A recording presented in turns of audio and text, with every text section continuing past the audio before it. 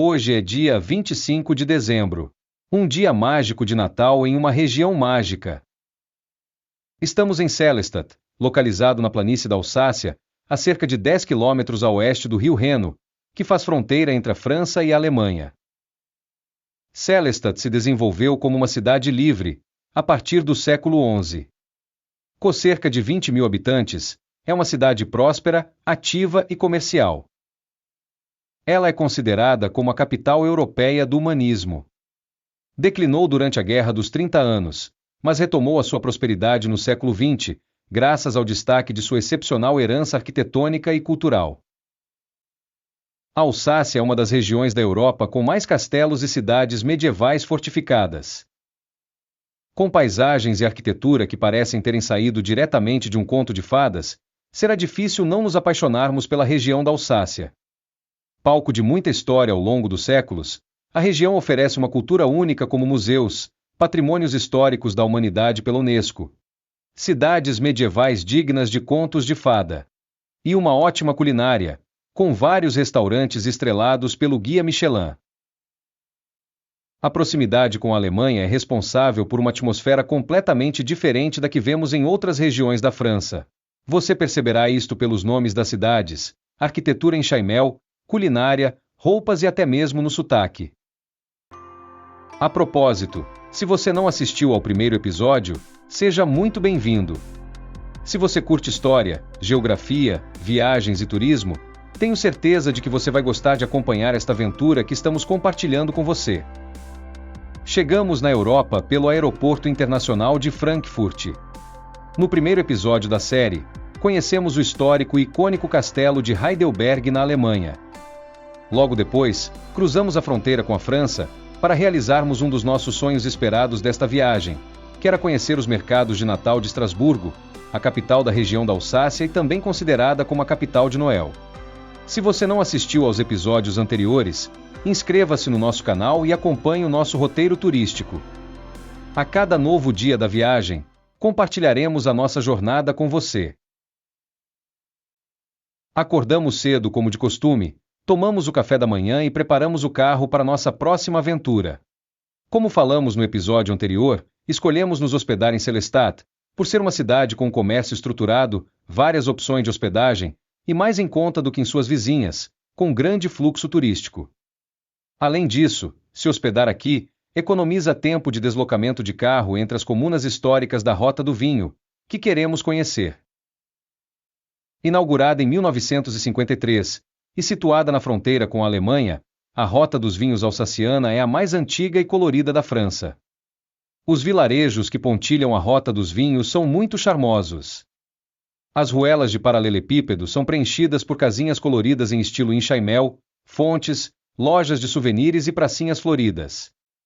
Essas pequenas cidades são rodeadas por vinhedos. São no total 70 cidades vinícolas, com mais de 1.000 produtores com adegas abertas para visita e degustação. Tem vinícolas independentes e produtores de grandes crus, uma classificação que indica se o vinho é de excelente qualidade. Na Alsácia, voltamos no tempo descobrindo obras e locais excepcionais. A Rota dos Vinhos da Alsácia convida você às mais belas descobertas. E sabendo disso, hoje tiramos o dia, para conhecermos um trecho da Rota dos Vinhos. Nosso roteiro se iniciará em Châtenois, primeira cidade da rota próxima a Sélestat. Depois continuaremos na rota até Kinzein, uma aldeia tradicional e típica da região, conhecida pelas suas vinhas. A próxima cidade será Santo Hipólito, a pequena vila medieval, fortificada em 1316 d.C. Depois, passaremos por Berguem, eleita vila favorita dos franceses em 2022. Na sequência, virá Ribeauvillé, uma comuna que combinou seu patrimônio histórico com a modernidade. Unauir, onde há uma trilha histórica que queremos conhecer. A famosa Riqueville, a vila medieval que serviu de inspiração para a Bela e a Fera. Aigues-Chêne, uma das cidades mais visitadas na Rota dos Vinhos, famosa pelos seus restaurantes e construções arquitetônicas. E finalizaremos o roteiro em Colmar, um dos melhores e mais antigos mercados de Natal europeu. O primeiro vilarejo, a poucos quilômetros de Sélestat, chama-se Châtenois. Châtenois é rica em história. Também é conhecida como La Petite-Bretagne Lorraine ou Pequena Bretanha da Lorena, devido à sua alta concentração de cruzes e calvários. Com aproximadamente 2.700 habitantes, tem um passado glorioso. Segundo os historiadores, a origem da vila remonta ao tempo dos celtas, mas foram os romanos que a tornaram uma cidade importante na região. O Ducado da Lorena foi um estado independente entre 977 e 1739, associado ao Sacro Império Romano Germânico, que lutava com o Reino da França pelo domínio da região. Governada por Gerard de Châtenois, cujo título de duque foi concedido a Gerard, pois ele era ancestral da linhagem dos duques de Lorena. Já no século XIII, tornou-se propriedade do bispo de Estrasburgo. Porém, foi alvo das tropas de Carlos, o Temerário, líder de uma aliança que congregava importantes senhores feudais, oposição à política do rei Luís XI. Em grande parte destruída por um incêndio no século XIX, é agora uma vila pacata, tendo se voltado para o turismo. Châtenois revela de fato uma interessante herança arquitetônica e histórica para os visitantes que passam por ela. Como as ruas da cidade estão vazias nesta manhã de Natal, decidimos parar o carro para tirar algumas fotos. Uma das nossas expectativas ao conhecer essas pequenas comunas da Alsácia é a oportunidade de contemplar as casas construídas em enxaimel, com decoração de Natal. Realmente fica muito charmoso. Não muito longe, chegamos à capela de Santa Ana, a padroeira dos avós. Ela foi construída no final do século XVII e restaurado no início de 2000. Após tirarmos algumas fotos, voltamos para o carro e fomos conhecer a principal atração de Châtenois. A Igreja de São Jorge é uma fortaleza medieval fortificada. Em estilo barroco, no entanto, tem uma decoração bastante simples, com elementos do início do Renascimento, como o altar e algumas estátuas do século XVIII. Estamos muito curiosos para conhecer o interior dela. Deixamos o carro no estacionamento do próprio complexo. É possível contornar a fortaleza, contemplando a vista ao redor dela. Ao longo do trajeto, existem totens explicativos que vão conduzindo o visitante a uma jornada no tempo. Este totem, por exemplo, mostra uma foto aérea de toda a fortaleza. Já este outro mostra como os operários trabalhavam aqui. Em alguns trechos, é possível descer aos pés das partes altas das muralhas ainda com parte das casas preservadas, como essa janela acoplada. Do lado de fora, é possível ver que a fortaleza ficava dentro das muralhas da vila medieval. Adoramos o passeio. Só pena que a igreja estava fechada, e não conseguimos conhecer o interior dela. Porém, não faltarão oportunidades de conhecer as famosas igrejas francesas. Quando entramos na fortaleza, uma faixa me chamou a atenção falando sobre uma festa medieval. Fui na internet pesquisar e descobri que Châtenois promove festas medievais, com músicos e artistas caracterizados. No site da Secretaria Municipal de Turismo, é possível saber as datas em que estes eventos ocorrem. Encontrei um vídeo no YouTube mostrando a festa que ocorreu em 2023. Vou colocar alguns trechos do vídeo para você.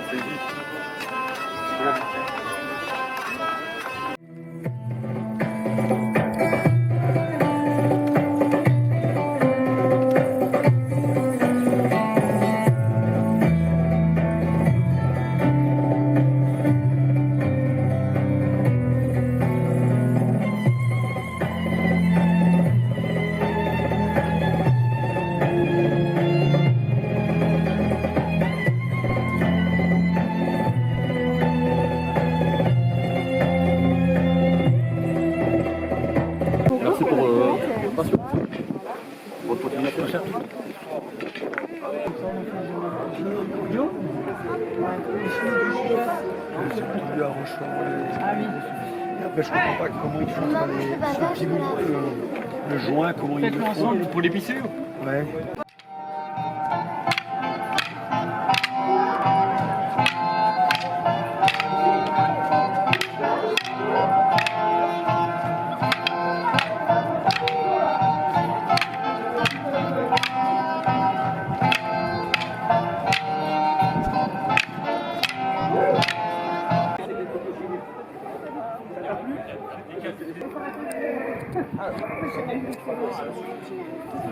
Cette main-là pour l'emmener contre ta joue. Et en même temps, pour cette main-là, tu vas lever le coude en l'air. Ok, vas-y. Et tu vises avec les poignets de la flèche. Vas-y, vas-y. Voilà.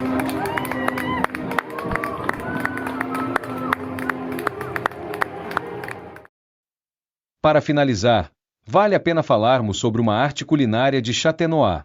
O pâté Lorraine é um prato cuja origem antiga foi revelada no famoso livro de culinária Le Viandier, datado de 1392. É uma mistura de lombo de porco e vitela em uma massa folhada. A Associação dos Amantes e Produtores de Pâté Lorraine de Châtenois assegura a reputação desta especialidade culinária. Seguindo a rota do vinho da Alsácia, a poucos quilômetros de Châtenois, chegamos em Quinzein. Quinzein é uma aldeia tradicional e típica do Baixo Reno, muito conhecida pelos seus vinhedos. Quinzein foi ocupada pelo homem desde o período Neolítico. No início da Idade Média, a aldeia estava no coração de um domínio merovingio, quando passou às mãos do Império Alemão, governada pela família de Ratsamausen, que mandou construir um castelo. A vila e o castelo foram destruídos durante a Guerra dos 30 Anos no século XVII, e Sélestat tomou posse da aldeia, e apenas no século XIX, Quinzein recuperou a sua autonomia. Já na metade do século XX, a vila, com mais de 1.600 habitantes, tornou-se uma parada obrigatória para os visitantes da região. Seguimos pelo centro da cidade, até a igreja de Saint-Martin. Ela remonta a 1846, reconstruída em um estilo remanescente do barroco tardio. Por fim, precisamos falar sobre o Volaire des Agles, um santuário para aves, construído no coração dos restos de um velho castelo. Criado em 1968, é o lar de águias, abutres, papagaios, falcões e corujas. O santuário luta pela preservação destas espécies, que estão ameaçadas de extinção. No local, pode-se assistir a um show de falcoaria, contribuindo para aumentar a consciência sobre a importância da biodiversidade, destacando as habilidades únicas das águias e aves de rapina. Infelizmente, por ser feriado de Natal, essa atração estava fechada. Continuando pela Rota dos Vinhos, estamos chegando em Santo Hipólito. Uma coisa que me chamou a atenção ao dirigir pela Rota dos Vinhos é que sempre no início de cada vilarejo, tem uma placa avisando qual o nome da vila que estamos chegando e no final, uma placa informa qual a vila acabamos de passar. Quando estivermos saindo, eu mostro para você. Santo Hipólito é pequenininha. Continuando pela Rota dos Vinhos, já estamos subindo para o centro histórico da Vila Medieval de Santo Hipólito. O centro da vila é pequenininho. Porém, Santo Hipólito tem reputação internacional, por conta de seu vinho. Já dentro da Vila Medieval, decidimos deixar o carro na Praça Central, onde está localizada a Câmara Municipal e a igreja.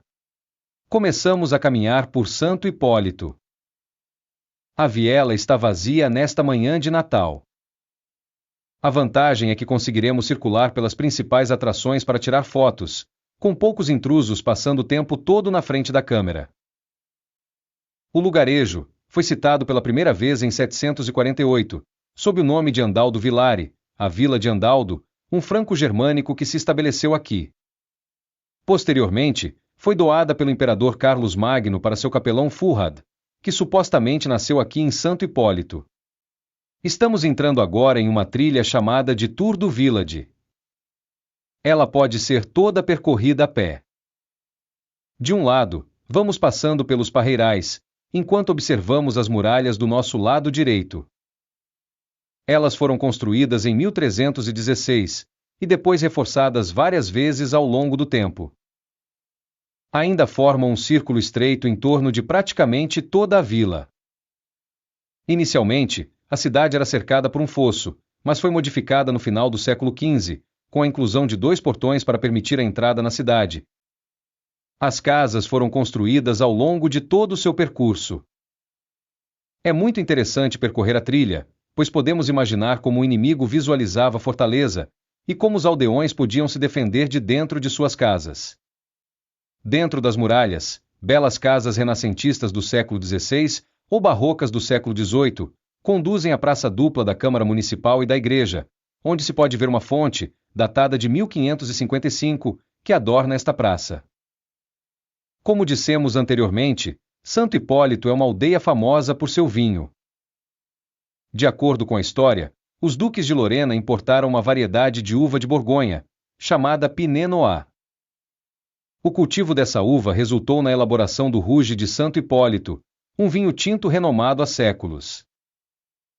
A adega Silve Fareire Fios oferece uma famosa degustação de vinhos produzidos na comunidade. Em frente à adega, podemos ver o antigo reservatório da cidade, chamado de Uesch. Através do canal, a água era levada até um fosso, onde o povo de Santo Hipólito costumava lavar seus cavalos. Para finalizar com chave de ouro, estamos no Jardim Medieval de Santo Hipólito. Criado com o espírito de quem existiu na Idade Média, o jardim convida os visitantes a uma viagem no tempo para a descoberta dos arbustos, flores, vegetais e plantas aromáticas que eram cultivados na época. O jardim reproduz as delícias, que na Idade Média simbolizavam o paraíso. Missão cumprida. Agora é hora de pegar o carro e continuar o roteiro. Passando Santo Hipólito, nossa próxima parada será Berguém. Situada em meio a uma paisagem agradável e ondulada, Berguém é uma cidade medieval encantadora, localizada no coração dos vinhedos da Alsácia.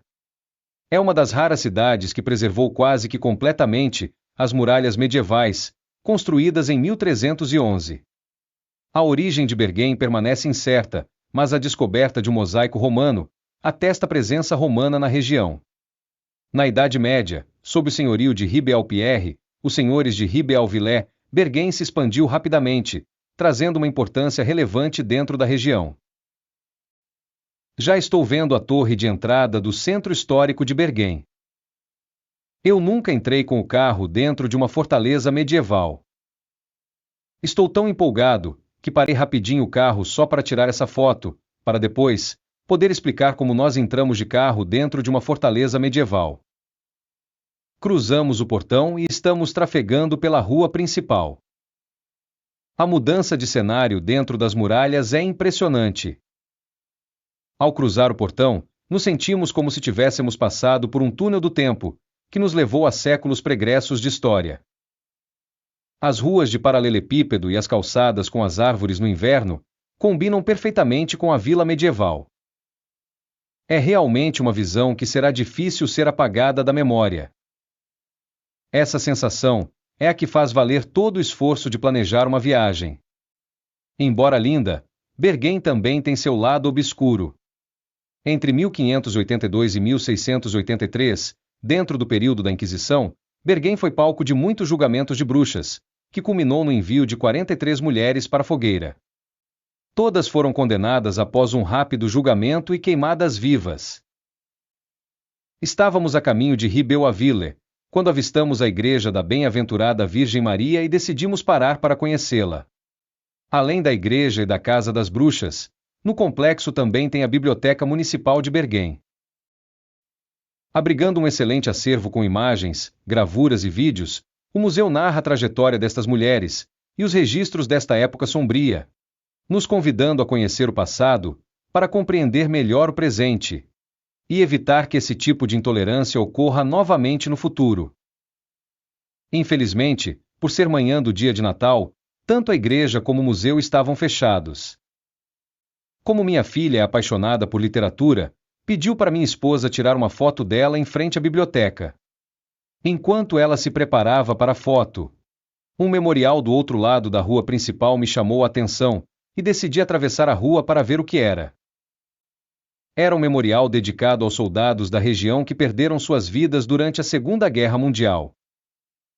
Ao ler as mensagens, parei um minuto para refletir e me lembrei das palavras de Paul Valéry que dizia, abre aspas, a guerra é um lugar onde jovens, que não se conhecem e nem se odeiam, se massacram entre si, por decisão de velhos oportunistas, que se conhecem e até se odeiam, mas não se massacram. Fecha aspas. Retornamos para o carro e voltamos para a Rota dos Vinhos. Que experiência fantástica! Até agora, não nos arrependemos de ter colocado essas pequenas cidades no roteiro, pois embora sejam muito próximas umas das outras, cada uma tem uma história diferente, e está valendo a pena conhecê-las. Chegamos em Ribeauvillé, uma das cidades mais famosas da Rota dos Vinhos. De cara, já tenho a percepção de que Ribeauvillé é a cidade mais elitizada que passamos até agora, pois logo na entrada da cidade, ainda longe do centro medieval, podemos ver hotéis e lindos edifícios comerciais e residenciais. Pelo que estou vendo, já dá para ter uma ideia de que deveremos encontrar mais visitantes no centro histórico do que vimos nas cidades anteriores. À nossa esquerda, no alto do morro, podemos visualizar 3 ruínas de castelos. Eles ficam nos fundos da aldeia medieval que vamos conhecer. Pelas fotos que eu vi na internet, dava para ver pelo menos um deles no alto da colina. Embora não tenhamos planejado explorar, pois são 3 ruínas, apenas por curiosidade, vou colocar um vídeo que eu achei no YouTube, com um drone sobrevoando as 3 ruínas. Dá para ter uma ideia de como eles estão na atualidade. A referência está na parte inferior da tela. Só acrescentei o nome de cada um deles.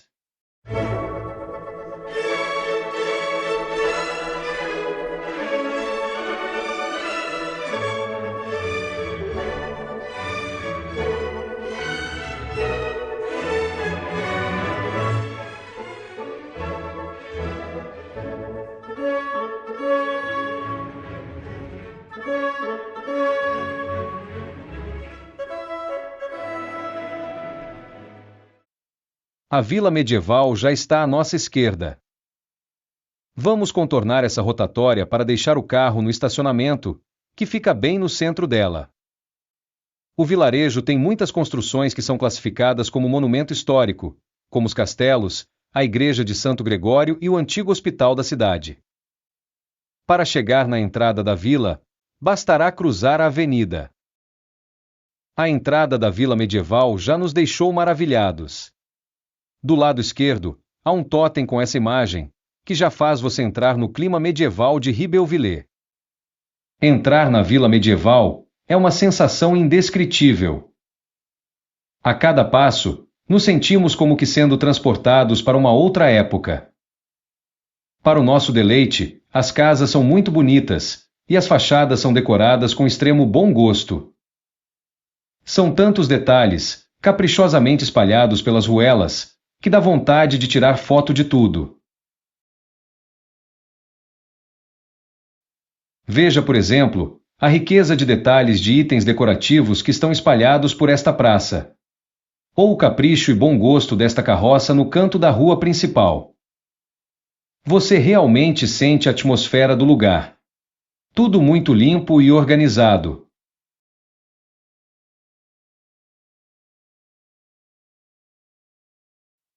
Passeando pelas ruas, passamos por diversas lojas, com belas vitrines que brilham aos olhos. São restaurantes, cafés, boutiques, lojas de queijos e vinhos da região e de presentes.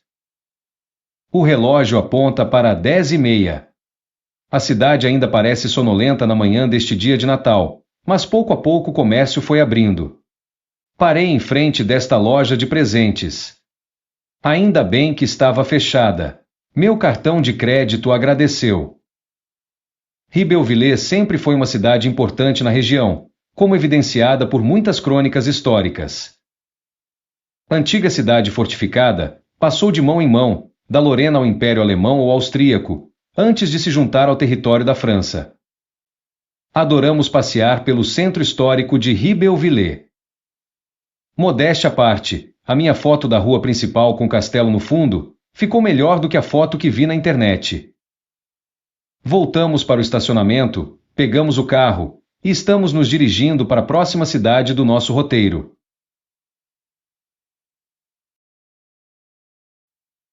Seguindo pela rota do vinho, chegamos em Unauir. Unauir não é uma das cidades mais visitadas da Alsácia, mas pesquisando, descobri que ela tem duas histórias muito interessantes, e por isso, decidimos conhecê-la. A primeira é sobre essa fonte, e a segunda, da igreja sobre aquela colina. Como Unauir é uma vila bem pequena, decidimos estacionar o carro, em frente ao quiosque onde estão as fontes termais. Vamos andar por aqui, para podermos explicar o porquê incluímos essa cidade no nosso roteiro. As informações sobre Santa Una constam de uma obra literária de 3 séculos depois de sua existência, escrita por Deodato, um bispo escocês que se encantou com a história dela. Una pertencia a uma família real da Borgonha. Ela viveu no século VII, aos pés do Vosges, na aldeia da Alsácia que deve a ela o seu nome, Unauir. Casou-se com um piedoso senhor alsaciano chamado Unon. Juntos, eles construíram uma igreja em honra de São Tiago Maior.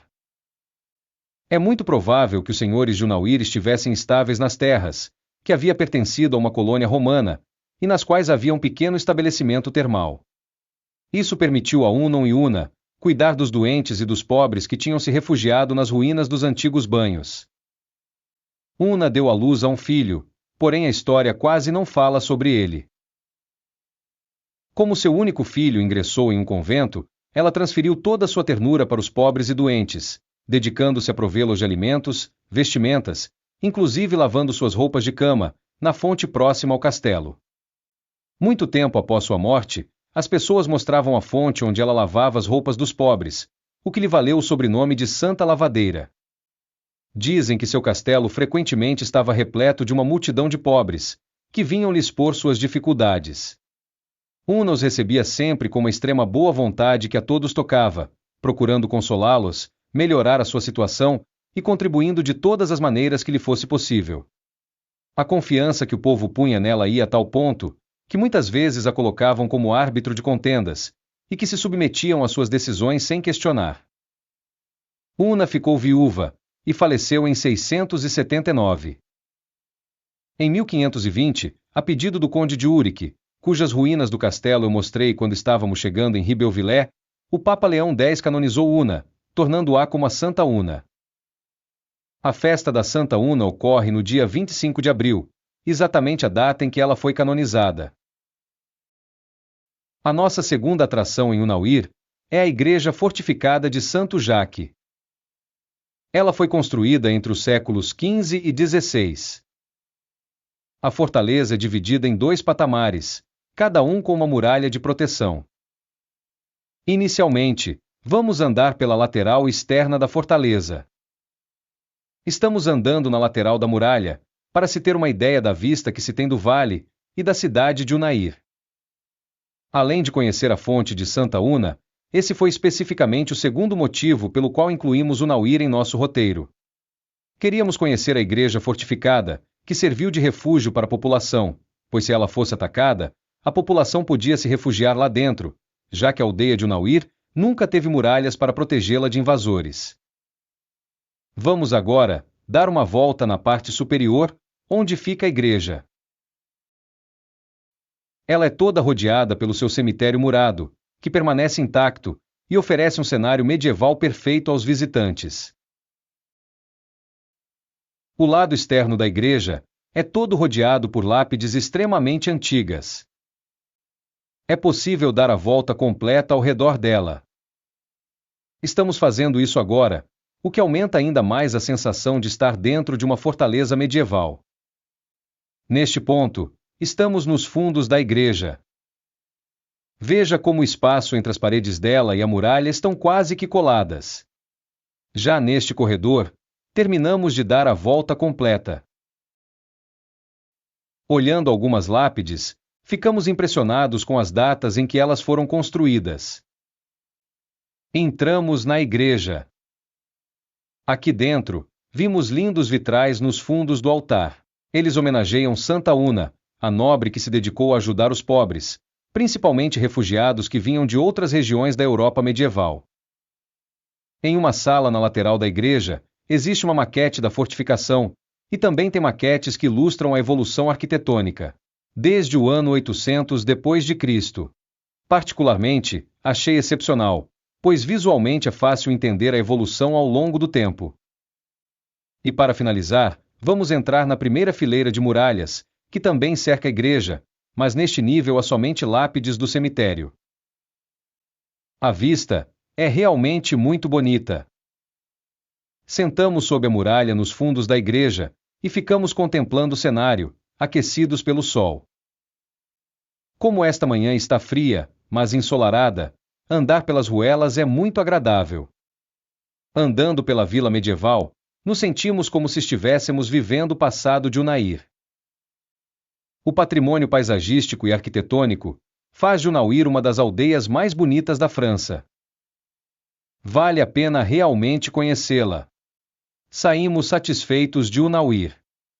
Agora, já estamos ansiosos em conhecer a próxima vila medieval, pois Hiqueuir é uma das atrações mais aguardadas do roteiro. Saímos satisfeitos e seguimos na rota dos vinhos para Hiqueuir. De acordo com as pesquisas que eu fiz na elaboração deste roteiro, Hiqueuir é uma das principais atrações turísticas da Rota dos Vinhos, junto com Estrasburgo, que visitamos ontem, e Colmar, que visitaremos à tarde. Diversos sites e enquetes elegem Hiqueuir como a cidade medieval mais bonita da região. Também supõem que ela tenha servido de inspiração para Walt Disney criar o vilarejo, onde se passa o conto A Bela e a Fera. A Rota dos Vinhos tem diversas rotatórias como essa que estamos passando agora. Além de serem charmosas e combinarem com a rota, a estrada é bem sinalizada.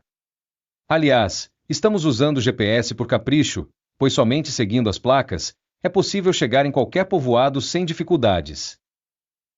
A Rota dos Vinhos passa em frente à entrada principal da vila medieval.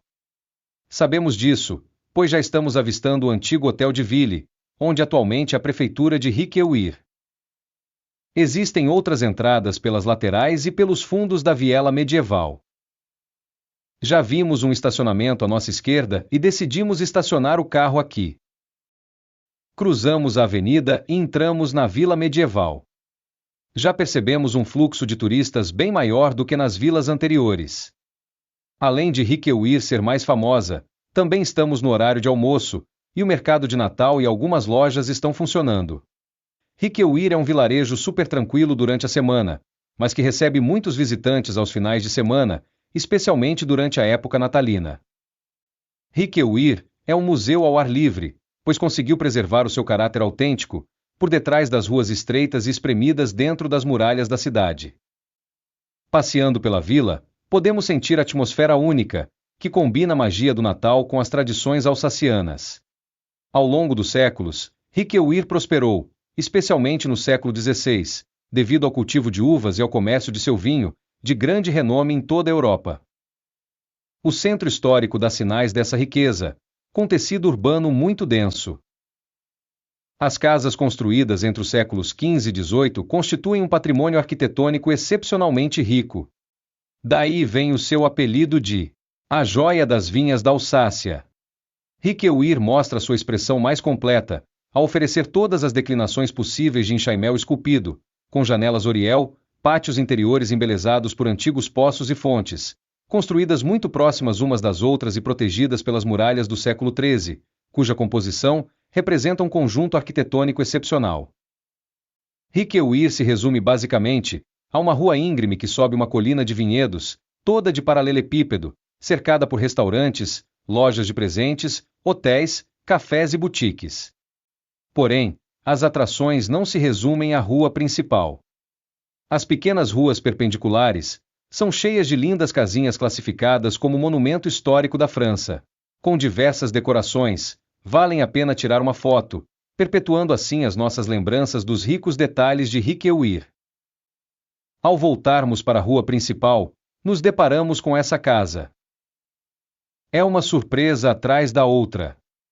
Hiqueuir é realmente um parque de diversão para amantes de história, principalmente da era medieval, que assim como eu, adoram aprender, passeando ao ar livre de forma ordeira e segura. Tem muitos detalhes que observamos andando e tirando fotos.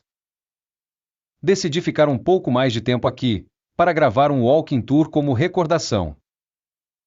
Fui buscar a minha filmadora no carro. Como estamos em um lugar seguro, me sinto confortável para filmar pelas ruelas, enquanto as meninas passeiam pelos mercados de Natal. Vamos começar o passeio para observar os detalhes que a vila medieval preservou para que os visitantes possam apreciá-los? Espero que você goste de caminhar junto comigo, pela vila medieval mais bonita que eu já conheci na vida.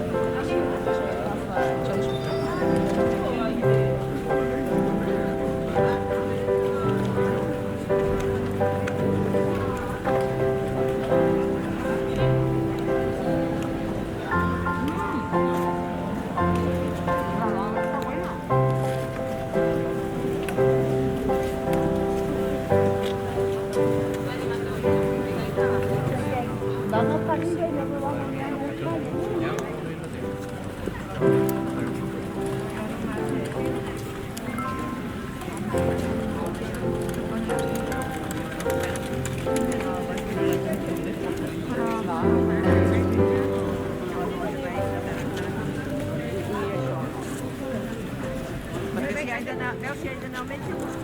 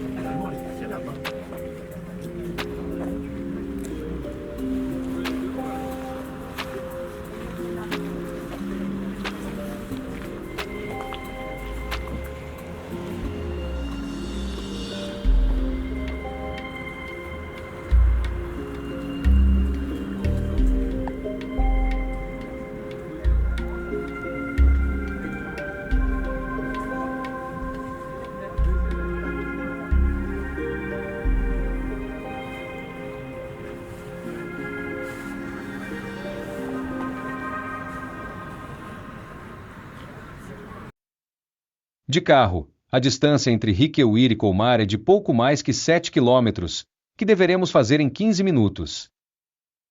Enquanto nos dirigimos para lá, vale a pena dar uma dica da região da Alsácia para você.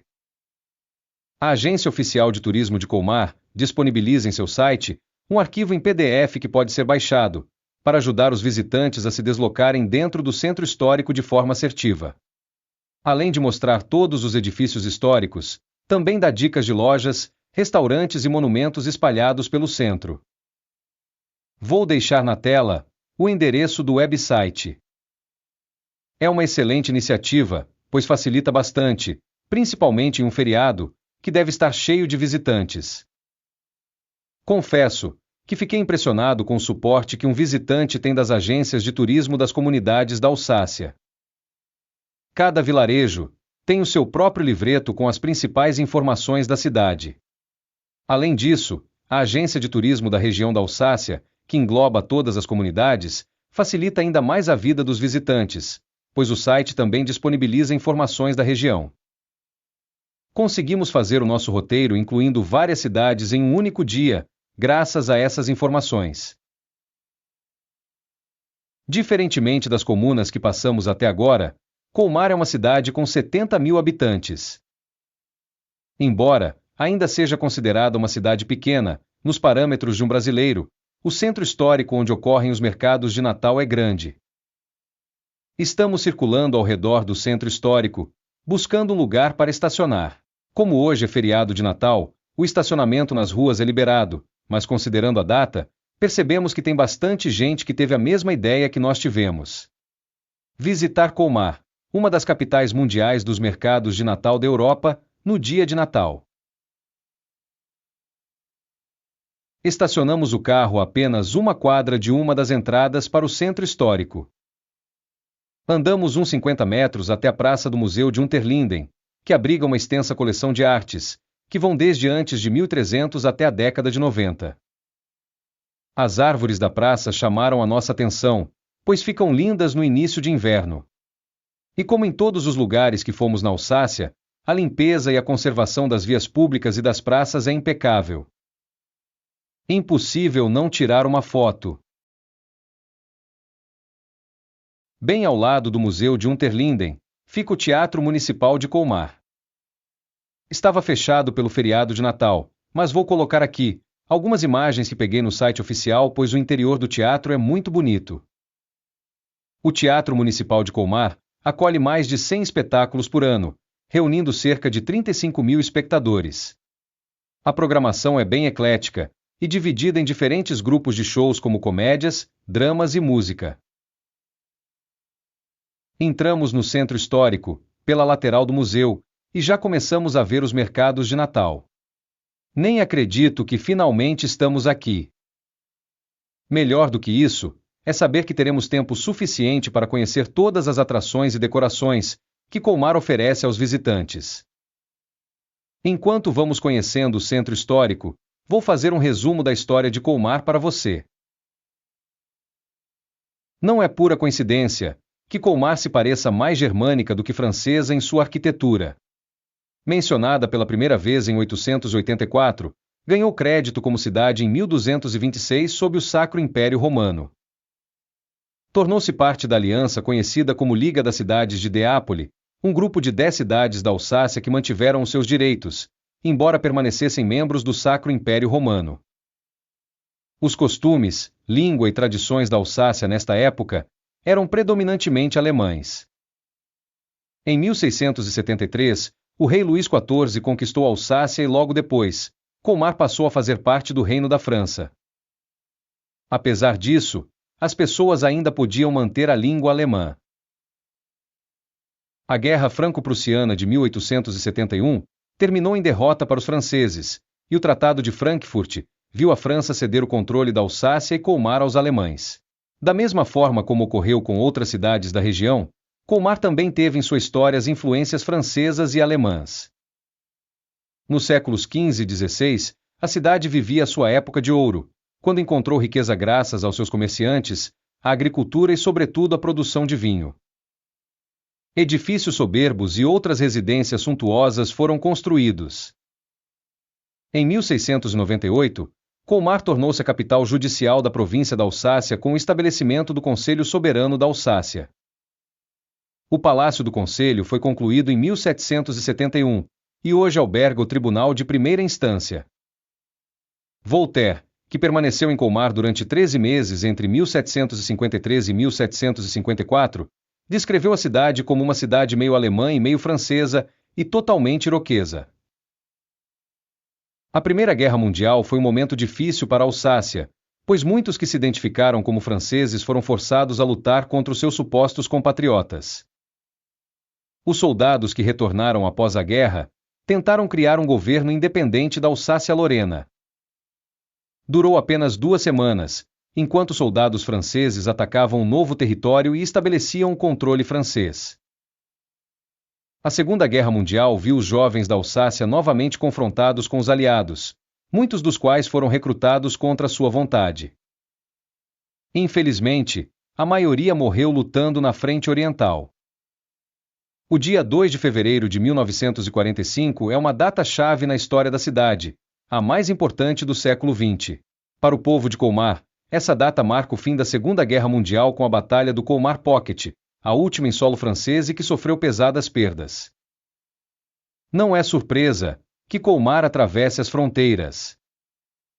A língua e o povo são franceses, mas a arquitetura é sem dúvida alsaciana. E tanto melhor assim, pois passa a ser um dos principais motivos de estarmos aqui, para conhecer essa encantadora cidade. As pequenas ruas de paralelepípedo são ladeadas por coloridas casas em enxaimel, ornamentadas com uma decoração de inverno de tirar o fôlego. Enfeitada com as suas melhores luzes, a cidade velha torna-se uma joia, acompanhada por tradições e costumes do Natal da Alsácia. Não é à toa que queríamos vir logo para Colmar. Uma oportunidade única de conhecê-la na época do Natal durante o dia, e vê-la se transformando à noite em uma outra cidade. Uma das características do centro histórico são essas pequenas galerias, que interligam as ruas de Colmar. No interior delas, existem lojas e cafés. Em dias de chuva ou de calor intenso, são uma excelente opção para os turistas se refugiarem do clima, mas sem perder o brilho que os mercados de Natal de Colmar oferecem. Chegamos na rua mais famosa e instagramável de Colmar. É bom saber onde ela fica. Queremos voltar à noite, para fazer a nossa foto de recordação e, obviamente, para publicar no Instagram. As vitrines das lojas são um capítulo à parte. Observá-las durante o dia já é uma diversão. Mas à noite, elas se transformam e ganham vida, hipnotizando a todos. A magia do Natal em Colmar é também a tradição dos presentes, das compras e das embalagens de Natal. Perfeita para você explorar. Os mercados de Natal de Colmar são inteiramente dedicados às crianças. Além disso, a magia do Natal em Colmar pode ser somada a uma infinidade de especialidades culinárias, entre as quais se destacam os numerosos prazeres açucarados, que enchem as lojas especializadas, e as bancas dos mercados de Natal espalhadas por todo o centro histórico, agradando também os jovens e adultos. Incrível como Colmar consegue agradar a todos de uma família. Todos os anos, a prefeitura promove um concurso de decoração, estimulando lojistas e moradores a usar a imaginação, o que culmina em um toque original e tradicional às ruas e praças da vila, e contribui para perpetuar essa tradição natalina. Como resultado, estamos vislumbrados com as janelas e varandas decoradas, com coroas do advento que marcam simbolicamente o Natal religioso, e as fachadas com 1000 objetos tocantes que fazem do centro de Colmar um lugar mágico e atemporal. Os abetos e as árvores cravejadas de guirlandas de luzes vestem as ruas e os becos de Colmar. A música tradicional mergulha o visitante no coração de uma atmosfera como nenhuma outra, feita de emoção e memórias de infância. Conforme o sol vai indo embora, e nessa época do ano isso acontece às 16 horas, começamos a admirar as luzes de Natal. São 1150 fontes de luz distribuídas pela cidade, permitindo assim um espetáculo de luz original a cada ano, com variações em intensidade e cor. Como um pincel mágico, as luzes redesenham o centro histórico, aplicando novos contornos e relevos, realçando detalhes arquitetônicos que não havíamos reparado durante o dia. Além disso, a iluminação pública utiliza lâmpadas especiais para obter uma luz suave, a fim de preservar as cores naturais das fachadas e dar mais charme e atratividade aos passeios noturnos. Você sabia que o Natal de Colmar é decorado com mais de 26 mil bolas de Natal e 25 quilômetros de guirlandas? Incrível, não é? Como já havíamos percorrido praticamente todo o centro, decidimos ir retornando para a rua mais famosa de Colmar. No caminho, passamos por um mercado de Natal, que já havíamos passado durante o dia, mas que nem se parecia com o mesmo lugar. Continuamos caminhando, usando a roda gigante como guia, para conseguirmos chegar lá. Incrível o movimento das barracas. Isso reforça o quanto os mercados de Natal são importantes para o comércio da cidade. Em um feriado, com exceção do centro histórico, não passamos por praticamente nada aberto do lado externo.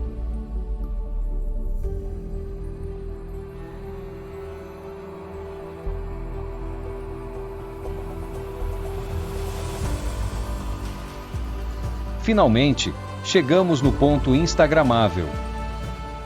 É realmente espetacular. São pessoas encantadas, filmando e tirando foto para todos os lados. Esses dois edifícios do lado esquerdo, e a loja com as janelas azuladas ao fundo, é o ponto onde mais se tiram selfies em Colmar, independente da época do ano. Mas agora no Natal, você precisa ter paciência para achar um lugar onde consiga tirar a sua selfie sem ser pisoteado. Vou fazer uma tomada de 180 graus, pois vale a pena reparar nos detalhes. Tudo muito bonito e de extremo bom gosto. Embora aqui esteja cheio de pessoas, paira um silêncio no ar de admiração e encanto. É difícil até saber para onde olhar. As luzes transformaram o local e realçaram as fachadas decoradas dos prédios e das lojas.